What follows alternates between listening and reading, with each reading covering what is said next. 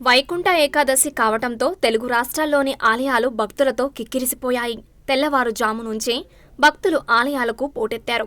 ముక్కోటి ఏకాదశిగా పిలిచే ఈ రోజున కోట్ల మంది దేవతలు భూలోకానికి వచ్చి శ్రీ మహావిష్ణువును పూజిస్తారని పురాణాలు చెప్తున్నాయి. అంతేకాదు, ఈ రోజున ఆలయాల్లో ఉత్తర ద్వారం ద్వారా స్వామిని దర్శిస్తే పుణ్యం వస్తుందని భక్తులు విశ్వసిస్తున్నారు.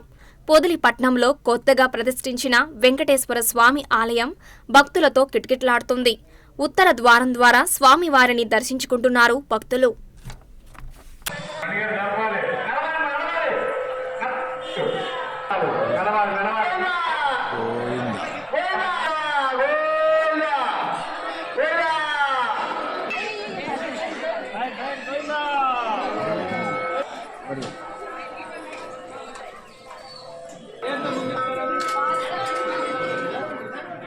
వైకుంఠ ఏకాదశి కావటంతో తెలుగు రాష్ట్రాల్లోని ఆలయాలు భక్తులతో కిక్కిరిసిపోయాయి.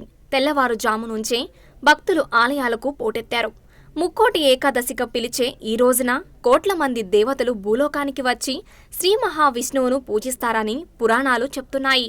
అంతేకాదు, ఈ రోజున ఆలయాల్లో ఉత్తర ద్వారం ద్వారా స్వామిని దర్శిస్తే పుణ్యం వస్తుందని భక్తులు విశ్వసిస్తున్నారు.